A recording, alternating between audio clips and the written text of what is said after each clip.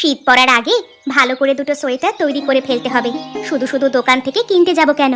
আমি তৈরি করলে কম খরচে কাজ মিটে যাবে, দুজনের আর সোয়েটার কিনতে হবে না। হরি, একটু বাইরে আয় তো, তোর সাথে কথা আছে। আমার হাতে সময় নেই বেশি, তাড়াতাড়ি আয়। দাদা, ও তো বাড়িতে নেই, দোকানে গেছে। কি দরকার আমায় বলুন, ও এলে আমি জানিয়ে দেব। আচ্ছা তাই? ভাই এলে ওকে বলবে আমি এসেছিলাম। বাবা মারা গেছে কয়েক বছর হয়ে গেল, আমাদের দুজনেরও বিয়ে হয়ে গেছে। এবার বাবার সম্পত্তিগুলো ভাগাভাগি করে নেওয়ার সময় এসেছে, ওটার জন্য কথা বলবো আর কি। বাড়িতে এলে আমার বাড়িতে চলে আসবে দুজনে, কেমন? আচ্ছা ঠিক আছে, আমি জানিয়ে দেব। কিন্তু ভাগাভাগি না করলে কি হতো না? সব তো ঠিকঠাকই চলছে। থাক থাক, এখানেই থাক।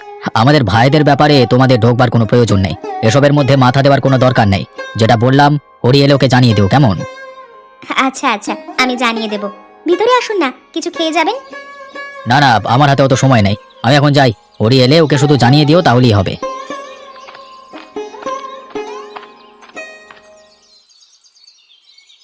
দাদা, আমাকে 1 কেজি ময়দা 1 লিটার রিফাইন তেল দাও। একটু তাড়াতাড়ি আমাকে ছেড়ে দিও, হ্যাঁ একটু তাড়া আছে। হ্যাঁ হ্যাঁ, দিচ্ছি দিচ্ছি, একটু দাঁড়াও, সবাই জিনিসপত্র পাবে, একটু ধৈর্য ধরে দাঁড়াতে হবে। দাদা, এটা কেমন হচ্ছে? আমি আগে এলাম, কিন্তু ওনাকে আগে জিনিসপত্র দিয়ে দিচ্ছেন। আমার জিনিসটা আগে দিন। উনি বললেন তারা আছে, এই জন্যই দিয়ে দিচ্ছিলাম আর কি। আচ্ছা ঠিক আছে, আমি আপনারটাই আগে দিচ্ছি। কি কি লাগবে আপনার বলুন তো? 500 গ্রাম চিনি, মটর কলাই 1 কেজি, আটা 2 কেজি। ব্যাস, এগুলোই দিয়ে দাও তাড়াতাড়ি। আচ্ছা একটু দাঁড়ান, সব দিয়ে দিচ্ছি। এই নিন আপনার সামগ্রী, আপনার হয়েছে 100 টাকা। এই ধরুন আপনার 100 টাকা। দাদা, এবার আপনি বলুন আপনার কি কি দরকার, চটপট দিয়ে দিচ্ছি। আমার বেশি কিছু চাই না, 1 কেজি ময়দা আর 1 লিটার রিফাইন তেল, একটু তাড়াতাড়ি করো। এই তো এক্ষুনি দিচ্ছি, 5টা মিনিট আমাকে সময় দাও। কত টাকা হয়েছে আমার? তোমার হয়েছে 130 টাকা। এখন সব টাকা দেবে নাকি বাবা দিয়ে দেবে? হ্যাঁ, এখন আপনি 100 টাকা রাখুন, বাকিটা খাতায় লিখে রাখুন, বাবা এসে দিয়ে দেবে। আচ্ছা ঠিক আছে।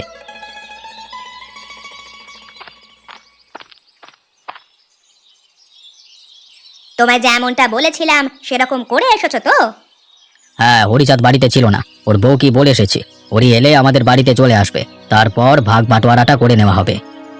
আরে তুমি একটু আস্তে কথা বলো, এসব কথা অত জোরে বলে কানেরও কান আছে, এটা মনে রেখো। আচ্ছা ঠিক আছে, বুঝতে পেরেছি। যাই হোক, ওই জমিটাকে কিন্তু তোমাকেই নিতে হবে। ওই ছোট পুকুরটা তোমার ভাইকে দিয়ে দেবে। যদি এই পুকুরটাকে নিয়েছো, তাহলে দেখবে তোমার একদিন কি আমার একদিন। তুমি কিছু চিন্তা করো না, যা হোক করে আমি ওই 1 বিঘা জমিটাকে নেবই। তাছাড়া পুকুরটা তো একদম নোংরা, সকলে বাড়ির আবর্জনা ফেলে ফেলে পুকুরটাকে পচিয়ে দিল, কি হবে ওটা নিয়ে? সেটা তোমার ভাই বুঝবে, তোমায় এত ভাবতে হবে না। যেটা বলেছি সেটা করো, তাহলেই হবে। আমরা লাভবান হলেই হবে, নিজে বাঁচলে বাপের নাম। আচ্ছা সে ঠিক আছে, আমি যা হোক করে জমিটাকে হাতাবো, আমি চাষি মানুষ, ওই জমিটা ফেলে চাষবাসও করতে পারবো। ওই 1 বিঘা জমি সেটা তুমি নাও, তারপর চাষবাস করে আমরা আরো ধনী হয়ে উঠব। তখন কিন্তু আমায় অনেক ভালো ভালো শাড়ি কিনে দিতে হবে। উফ, তোমার তো শুধু শাড়ি আর শাড়ি, আগে জিনিসটা হোক তারপর তো, সব সময় আগে ভাবে। হ্যাঁ, বেলা হয়ে গেল, এবার বাড়ি যাই। আমার বউটাও তো আমি না গেলে খাওয়া দাওয়া করবে না। যাই যাই, বাড়ি যাই। আমার গিন্নিটা কি করছে কে জানে, কি রান্না করলো আজকে।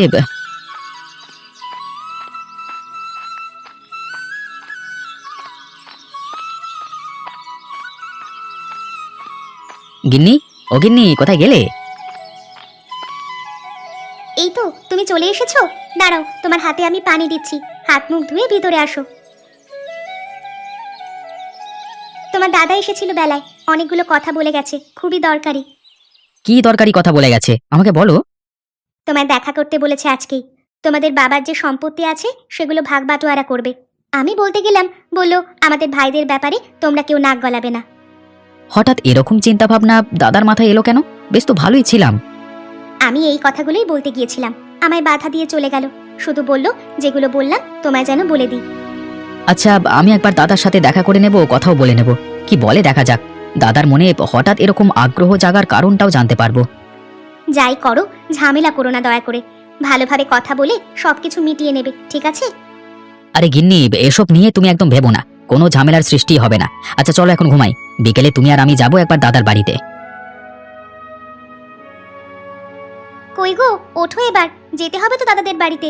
ওঠো ওঠো, তাড়াতাড়ি ওঠো। কি হলো গিন্নি, এত তাড়াতাড়ি ডেকে দিলে কেন? এটা তোমার তাড়াতাড়ি মনে হচ্ছে? বাইরের দিকে উঁকি দিয়ে দেখো, সন্ধ্যা নেমেছে। আবার তোমার দাদাদের বাড়িতে যেতে হবে, তাড়াতাড়ি ওঠো। আচ্ছা বাবা, উঠছি উঠছি। আচ্ছা চলো চলো, আমি তৈরি। দাদার কাছ থেকে ঘুরে আসি, ভাগ বাটোয়ারা কি হয় দেখা যাক।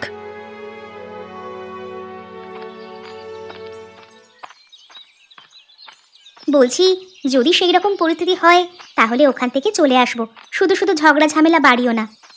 আরে না না, ঝগড়া ঝামেলা কিচ্ছু হবে না। ওটা তুমি এখন বলছো, তুমি রেগে গেলে সব ভুলে যাবে, এটা আমি জানি। আরে ওসব কিছু হবে না, চলে এসেছি ওদের বাড়িতে, ভেতরে চলো। আয় আয়, আমি তোদের অপেক্ষায় করছিলাম, ভাবছিলাম আজকে আর আসবি না নাকি। আয় বস। কি বলবে বলে আমাকে ডেকেছিলে দাদা? শুনছি নাকি তুমি ভাগ বাটোয়ারা করতে চাইছো? হ্যাঁ, তুই ঠিকই শুনেছিস। শোন তাহলে আমার কথা। বাবার সম্পত্তির মধ্যে পড়েছে ওই জমি আর পুকুর। যেহেতু তোর বাড়ির কাছেই বাবার পুকুরটা আছে, তাই জন্য পুকুরটাকে তুই নে। আর আমার বাড়ির পাশেই তো জমি, তাই আমি জমিটা নিচ্ছি। কেন দাদা, সব যদি একসাথেই থাকতো তাহলে কি হতো? কি হতো জানি না, কিন্তু আমি ভবিষ্যৎ নিয়ে চিন্তা করছি, তাই আলাদা হয়ে যাওয়াটাই ভালো। আচ্ছা তাহলে ঠিক আছে, তুমি যেটা বললে ওটাই হবে। আমি চললাম তাহলে।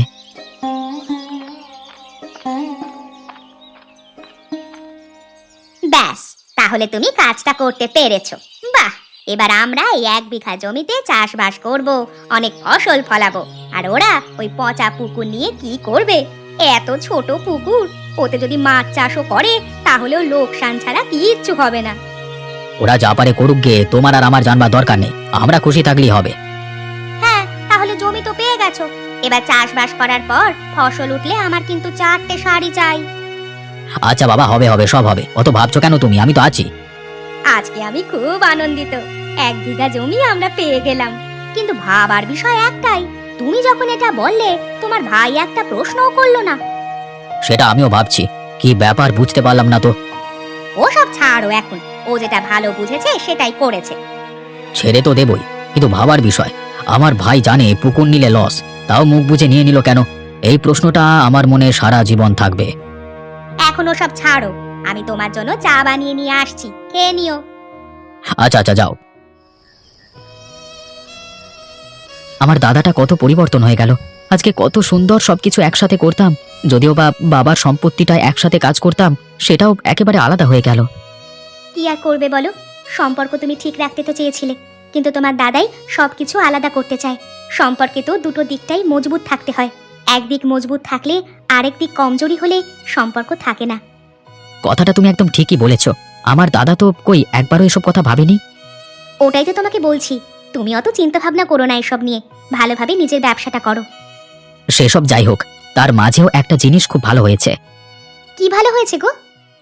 তোমার হাতের এই সুস্বাদু রান্না, যার কোনো জবাব নেই। কেন গো, আমি তো প্রত্যেকদিন এইভাবেই রান্না করি।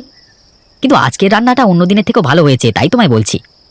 কিন্তু একটা জিনিস লক্ষ্য করে দেখেছো, তোমার দাদা কিন্তু ওই 1 বিঘা জমিটাই নিল, পচা পুকুরটা তোমাকে দিল। একদিক থেকে বলতে গেলে তোমার দাদাই লাভ করেছে। আমার দাদা সম্পর্কে একটা উল্টো পাল্টা কথা আমি সহ্য করব না। আমি কোথায় উল্টোপাল্টা বললাম বলো? তুমি এই কথাটা ভেবে দেখো।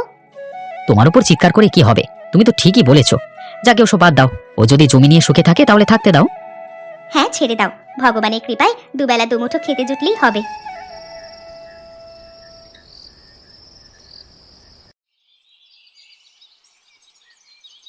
শ্যামলদা, ও শ্যামলদা, কাজ করছো নাকি?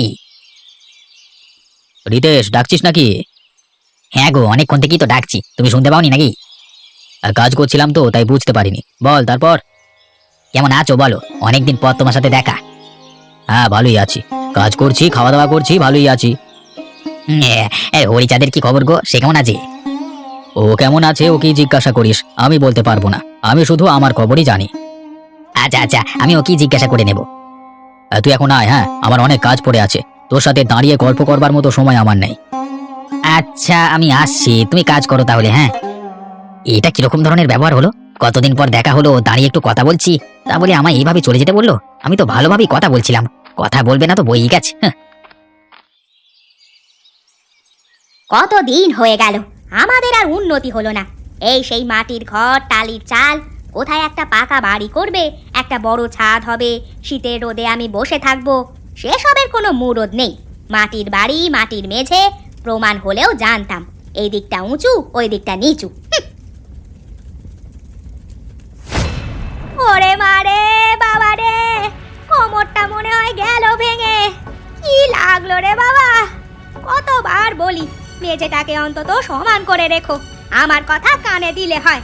গেলাম তো আমি পড়ে। আজকে আসুক, ওর একদিন কি আমার একদিন। এইভাবে আমি আর থাকতে পারবো না। এবার যদি না বাড়িটাকে ঠিকঠাক করো, তাহলে কিন্তু আমি বাপের বাড়ি চলে যাব, আর ফিরে আসবো না। এত কষ্ট করে থাকতে আমি পারবো না। আমার বাবা যে কি দেখে আমায় বিয়ে দিয়েছিল কে জানে। কি আছে? যা চাই কিচ্ছু পাই না। চাইলেই বলবে এটা নাই ওটা নাই। কোনোদিন নিজে থেকে বললে না তোমার কি লাগবে।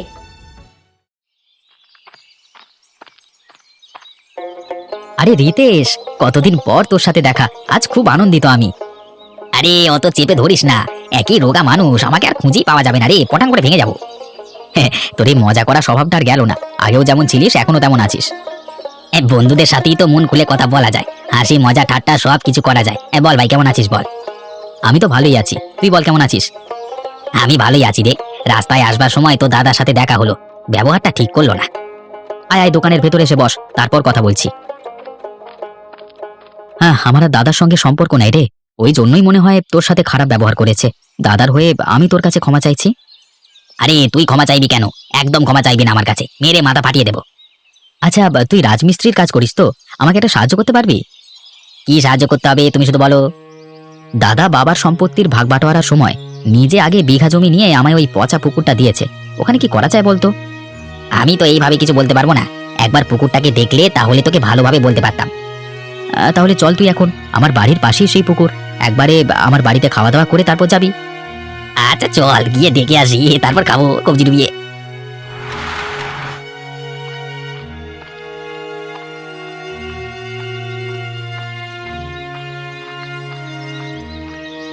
গিন্নি, দেখো দেখো কাকে নিয়ে এসেছি, দেখো সাথে করে।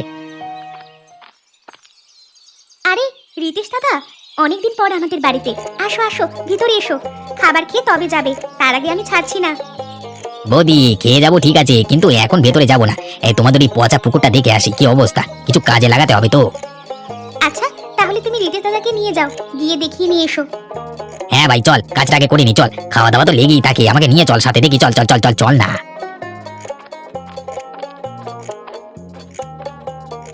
এটাই কি তোদের সেই পুকুর? বেশি বড় না, ছোটই বুঝলি। ছোট বলি তো তোকে বলছি, কিছু কি করা যাবে? এত ছোট পুকুরে মাছ চাষ করলে লোকসান হয়ে যাবে তো, তাই বলছি আর কি। আমি পুকুরটাকে দেখে যা বুঝলাম, তুই এক কাজ করতে পারিস, একটা ভালো লজ তৈরি করতে পারিস, লোকজনকে ভাড়া দিবি থাকবার জন্য। আমি পুকুরের নিচে থেকে পিলার দিয়ে ভালোভাবে একটা বাড়ি তৈরি করে দিতে পারবো। এই চারধারটা জল থাকবে, মাঝখানে হবে বাড়ি, জলটা পরিষ্কার করতে হবে, খুব সুন্দর দেখতে লাগবে। এই বুদ্ধিটা তুই ভালোই দিয়েছিস, ভাড়া দিতে পারবো সকলকেই। গ্রামে তো হোটেল বা লজ কিছুই নেই, তাহলে তুই কাজটা শুরু করে দে, টাকা পয়সা যা লাগে আমি দিয়ে দেবো। আচ্ছা, আমি তাহলে কালকে থেকেই কাজটা শুরু করে দিচ্ছি। বুদ্ধিটা তুই কাজে লাগাচ্ছিস, এটা দেখে আমার খুব ভালো লাগছে।